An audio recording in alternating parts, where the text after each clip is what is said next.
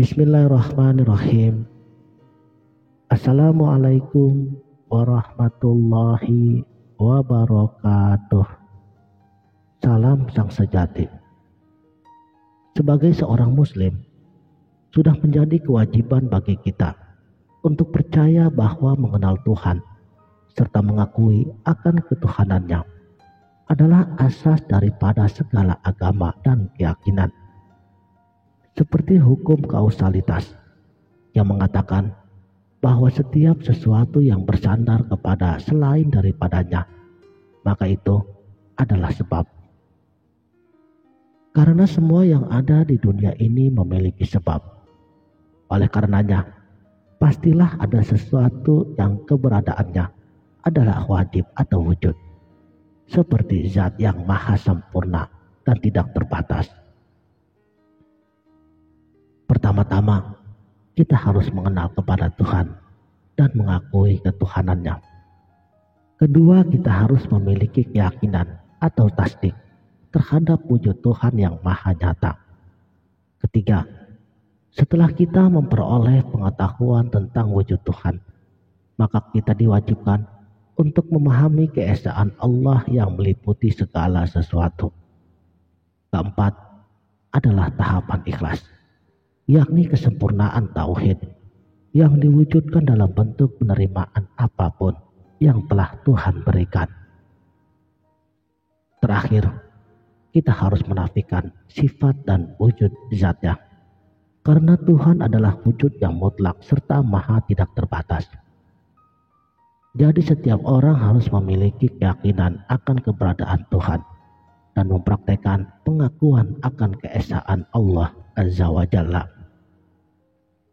Segala puja dan puji hanya kepada Allah yang telah mengangkat jiwa orang-orang yang telah tersucikan dengan mujahadah, yang telah membahagiakan hati para wali dengan musyahadah, yang telah menghiasi lisan orang-orang mukmin dengan zikrullah, yang telah mengagungkan bisikan hati orang-orang arif, orang yang berpengetahuan kepada Allah dengan berpikir, yang telah menjaga khalayak hamba daripada kerusakan, yang telah menahan segala kesulitan dari para ahli zuhud, yang telah menghindarkan orang-orang yang bertakwa daripada bayangan syahwatnya, yang telah mensucikan roh orang-orang yakin dari gelapnya keraguan, yang telah menerima semua amal perbuatan para manusia terpilih melalui doa-doa, dan yang telah menguatkan tali kaum merdeka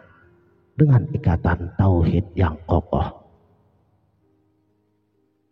Seperti yang dikatakan dalam pepatah terkenal, jiwa kita itu diibaratkan sebuah kotak. Kedua tangan, kaki, dan seluruh anggota tubuh kita sebagai lahannya. Kekuatan syahwat sebagai wali kotanya, amarah sebagai kendaraannya, hati sebagai rajanya, dan akal sebagai perdana menterinya.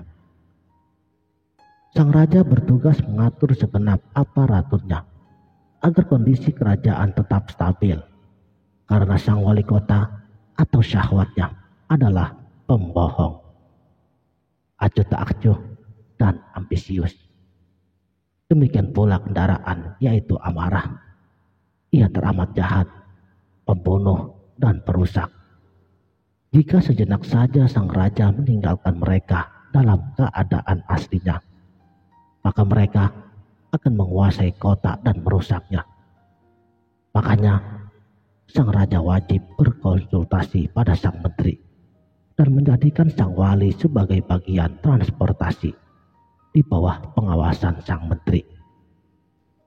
Jika ia melakukan hal tersebut, maka kondisi kerajaan akan tetap stabil dan kota akan menjadi semakin makmur. Demikian juga dengan hati kita.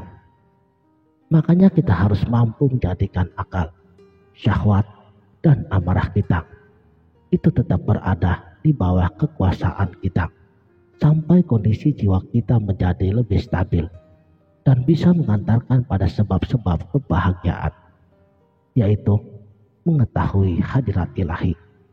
makrifat al-hadrat al-ilahiyah. Makanya, jika kita berkeinginan untuk mendapatkan hak anugerah kenikmatan ini, duduklah dalam kerajaan-Nya. Jadikan hadrat al-ilahiyah ini sebagai kiblat dan tujuannya.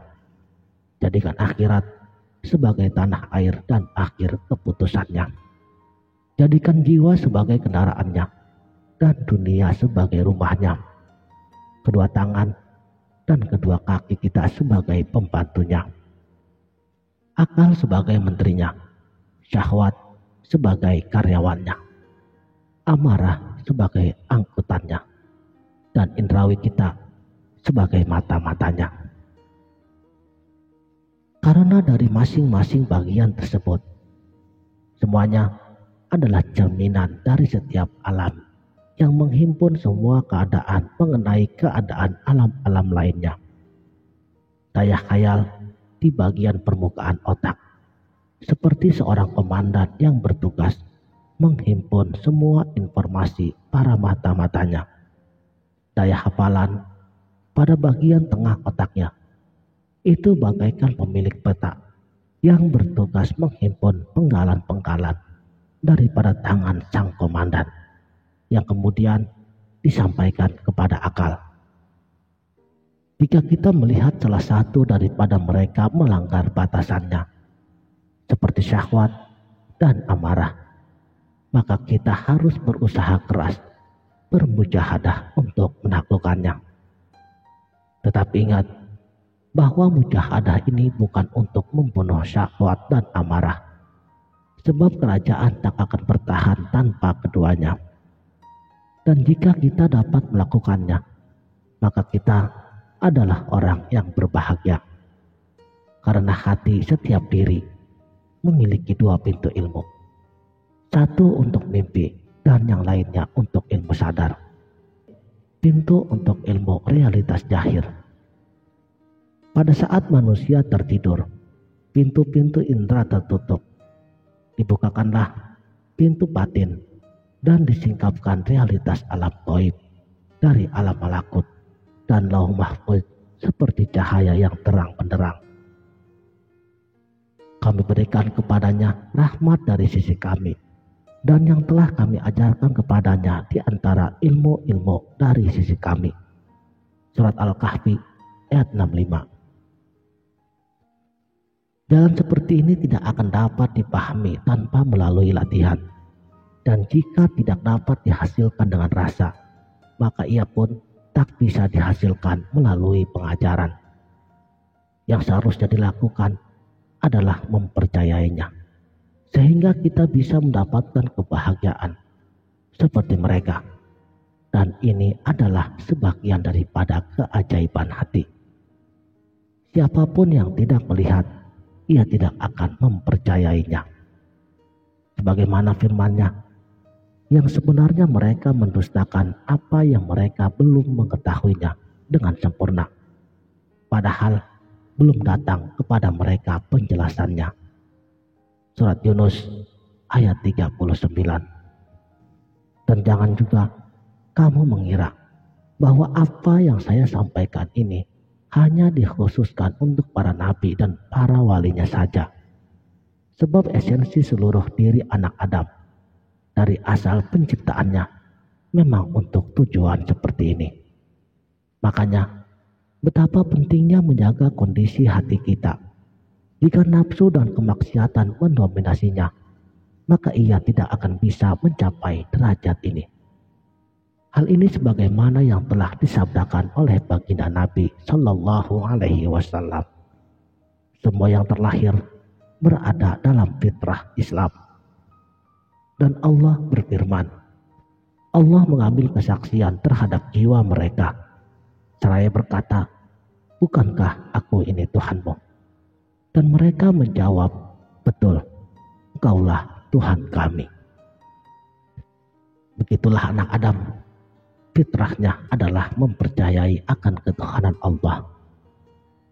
Seperti yang difirmankan pada surat Ar-Rum ayat 30. Fitrah Allah yang telah menciptakan manusia menurut fitrah tersebut.